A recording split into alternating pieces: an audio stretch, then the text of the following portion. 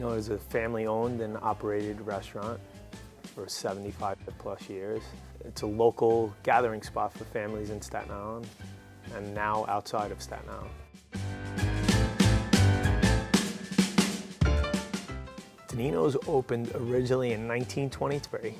It started as a confectionery, and that was on the corner of Port Richmond and Hooker, which is right now our party room. And then in 1933, with the repeal of Prohibition, they started serving beer, and they put a pool hall next door, which is now the bar area. And then in 1937, it became a full tavern, and hence that's when Denino's really started. In '51, we introduced pizza. My stepfather took over the business after his father had passed away in 1951, and he started the pizza, and it's all history from then.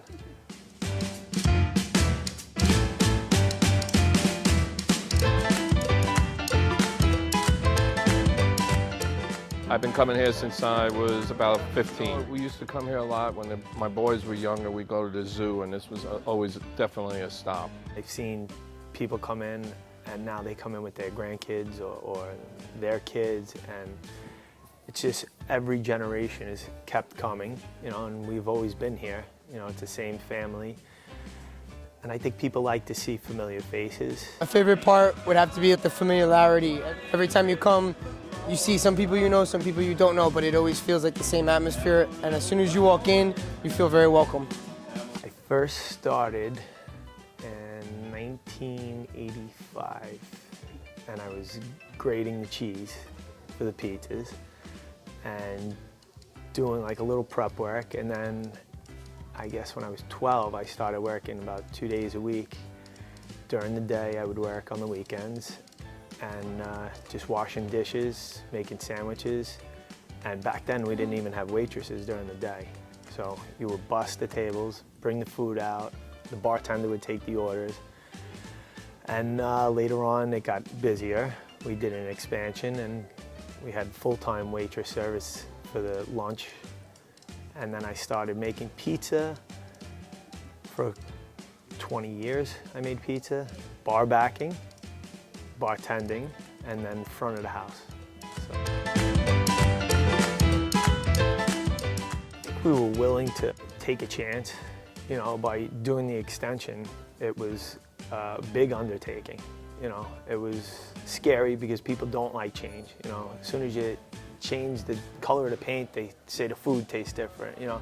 So we were a little hesitant at that point, but, you know, we kept everything the same, so there was no change.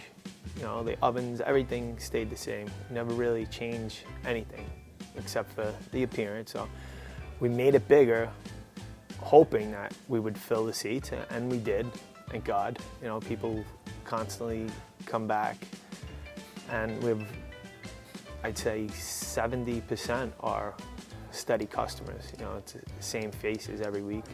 And they bring new people, and that's, I guess, how we started getting bigger and bigger.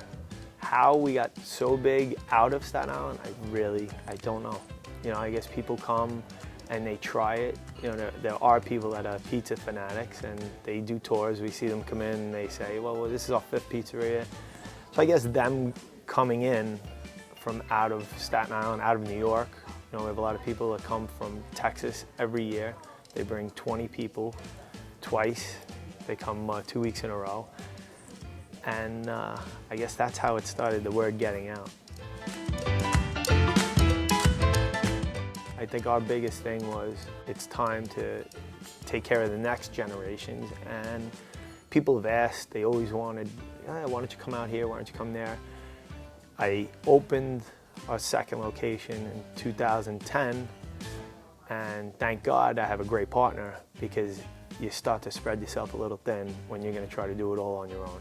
So I think taking a chance now would be more letting someone else take the reins, but keeping it the same as we have it. You know, family owned, operated. You know, you want someone that's going to work and love the business, and that's probably our biggest success. The decision actually was made when I retired from the fire department in 2010. It was probably the first time I worked one job in my whole life. You know, I always had two jobs. Even when I was working here, I worked at a pharmacy, stocking the shelves. I would walk from school, go there, and then I would come here. You know, so I was going out of my mind a little, not having my plate full. So a friend of mine had a piece of property in Jersey, and he says, would you open another place? So we went down and looked, and, you know, perfect spot. And that made me do it. The big thing was setting up everything for the second business, you know, and Charles actually handled that for me. And that's how, you know, he had mentioned franchising, and I think I was a little hesitant at that point because I didn't really know that much about it. Everyone just thinks, you know, franchising, the first thing that pops in your mind is like McDonald's or, you know, something like that.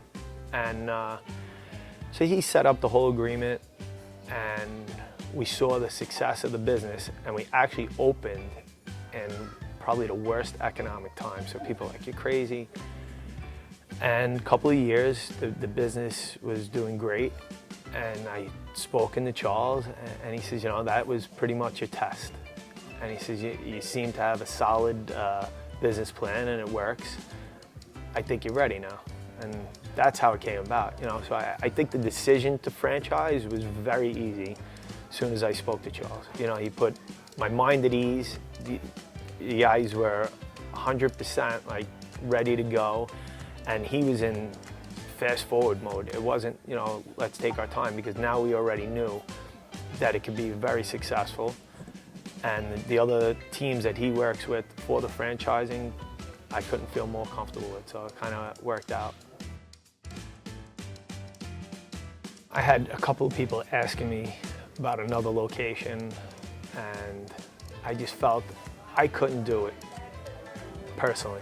You know, there's no way I would have been spreading myself way too thin, running back and forth between 2, 3, 4 locations. So that's when I called Charles, and he said, now it's time.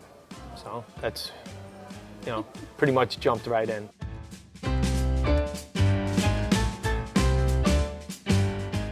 That's probably the toughest part of franchising, you know, keeping everything the same. And I guess you're gonna have to look for like-minded people and the right personality.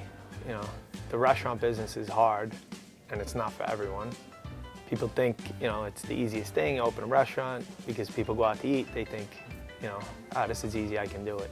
It's tough, it's very demanding. It's, you know, 7 days a week, 24 hours a day. You get phone calls, there's always a problem, but if you love it, it doesn't matter, you know, so you're gonna need someone that is willing to really work and love what they're doing. Franchising ultimately is probably for the family, because we, you know, we wanna expand, but we also wanna make sure that the next generation's taken care of. The same neighborhood feel in all of them. You know, take a piece of Staten Island and bring it there, but also integrate into that neighborhood that they're opening up in.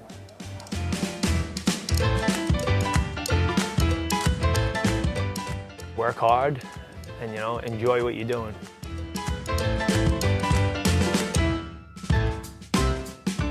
They've been great. They made it very easy, you know. It was very seamless.